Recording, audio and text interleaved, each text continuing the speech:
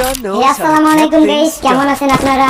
Guys আজকে আমি আপনাদেরকে ফ্রি ফায়ার গেমের এমন কিছু পুরনো স্মৃতি মনে করিয়ে দিব যেগুলো শুনলে কিনা আপনারা কান্না করে। তো হ্যাঁ গাইস, অনেকদিন পর ভিডিও আপলোড করলাম, তবে আপনারা ভিডিওতে একটা লাইক দিয়ে ভিডিওটি দেখা শুরু করে। গাইস আমার ওল্ড ফ্রি ফায়ার নিয়ে ভিডিও বানাইতে ইচ্ছাই করে, একটা ভাই কমেন্ট করতে দেখে এর জন্য আমি ভিডিওটা বানাইতেছি। কেননা আমি যখন ওল্ড ফ্রি ফায়ার নিয়ে ভিডিও বানাই তখন আমি নিজেই ইমোশনাল হয়ে যাই সেই পুরো স্মৃতিগুলোর কথা মনে করে। ফ্রি ফায়ারের এমন কিছু স্মৃতি রয়েছে যেগুলো কিনা আমাদের সবার সাথে মিশে রয়েছে। ফ্রি ফায়ারের সেই পুরোনো দিনগুলো কতই না ভালো ছিল, যখন আমরা সবাই হাসতে হাসতে সবাই মিলে গেম খেলতাম। তখন আমাদের না টপ করার টেনশন ছিল, তখন আমাদের না বান্ডিলের টেনশন ছিল, তখন না আমাদের গান স্কিলের টেনশন ছিল, তখন আমাদের এটা জানা ছিল না যে কোনটা শর্ট গান বা কোনটা লং রেঞ্জের গান, এগুলো আমাদের কিছুই জানা ছিল না। তখন আমরা শুধু ম্যাপটা ঘুরে ঘুরে দেখতাম, নতুন নতুন আমরা প্লেয়ারকে দেখতাম, নতুন নতুন বান্ডিল গুলোকে দেখতাম, তবে আমরা সেটা নেওয়ার একবারও চিন্তা করতাম না। তখন আমরা শুধু ভাবতাম যে আরে এই বান্ডেল গুলো তারা কিভাবে পাচ্ছে। তখন আমাদের যদি একটা বন্দুক দিয়ে অন ট্যাপ লাগতো, তখন আমরা ওই বন্দুকটাই সবসময় বেশিই চালাইতাম। হ্যাঁ গাইস, আপনারা আমার এমন কিছু ফ্রি ফায়ার গেমের সাথে স্মৃতি রয়েছে যে স্মৃতিগুলো শুনলে কিনা আমরা ইমোশনাল হয়ে যাই। তো গাইস নাম্বার 1, আমি আপনাদেরকে ফ্রি ফায়ার গেমের একটা 20 সালের একটা সং শোনাচ্ছি।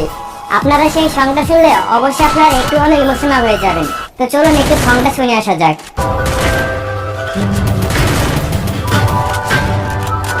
তো গাইস সংটা কার কার ফেভারিট এটা আপনারা অবশ্যই একটু কমেন্ট করে আমাকে জানিয়ে দিবেন।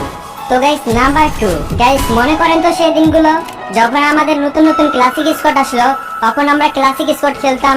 কেউ যদি আমাদের সামনে একটা গ্লোবাল মারতো তখন আমরা অবাক হয়ে যেতাম, আরে গ্লোবাল মেরা দিচ্ছে এটা বলে। তখন সবাই আমরা অবাক হয়ে যাই, আরে ওই প্লেয়ারটা কিভাবে গ্লোবাল মারলো। হ্যাঁ গাইস, এমনও ফানি ফানি কিছু আমাদের স্মৃতি রয়েছে ফ্রি ফায়ার গেমটা জুড়ে। নাম্বার 3, ফ্রি ফায়ারে যখন আমরা কাস্টম খেলতাম তখন আমরা যদি বন্ধুদের সাথে হেরে যেতাম তখন আমরা কখনোই আমাদের হারাটা আমরা মেনে নিতাম না, আমরা একটা না একটা বাহানা খুঁজতামই। তখন আমরা বলতাম আরে আমার নেট ছিল না, এর জন্য আমি পারিনি তোমার সাথে। হ্যাঁ গাইস, আমরা তখন কেউ আমাদের হারটা স্বীকার করতে চাইতাম না। তবে এখনকার সময়ে কাস্টম কে হারলো বা কে জিতলো এটা না আমরা এখন বেশি দেখি না। নাম্বার 4, আগেকার সময়ে সবাই র্যাঙ্ক আর ক্লাসিকই বেশি খেলতো। যখন আমরা শেষ র্যাঙ্ক খেলতাম তখন আমাদেরকে যদি কেউ লাফ দিয়ে মেরে দিত আর সঙ্গে সঙ্গে যদি গ্লোবাল মারতো তখন আমরা কতই না অবাক হয়ে যেতাম যে আরে লাফ দিয়ে কেমনে মারে, আবার গ্লোবালও মেরে দিছে। তখন আমরা বেশ একটা হতাশ হয়ে যেতাম যে আরে লাফ দিয়ে কিভাবে মারে, আবার গ্লোবালও মেরে দিছে, জানি না কিভাবে লাফটা মেরে দেয়। তখন আমরা এটাই ভাবতাম।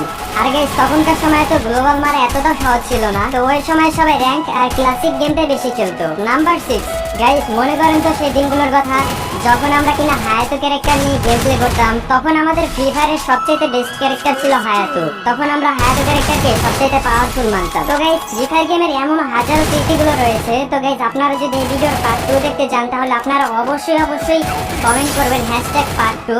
তাহলে গাইস অবশ্যই আমি আপনাদের জন্য এটার পার্ট 2 নিয়ে আসবো। তো গাইস ভিডিওটা অনেক বড় হয়ে যেতেছে, যারা শেষ পর্যন্ত দেখেছেন তাদেরকে অনেক অনেক অনেক ধন্যবাদ। আর আমার চ্যানেলটিকে সাবস্ক্রাইব করে রাখবেন, ভিডিওতে একটা লাইক দিয়ে রাখবেন। তো টাটা, বাই বাই।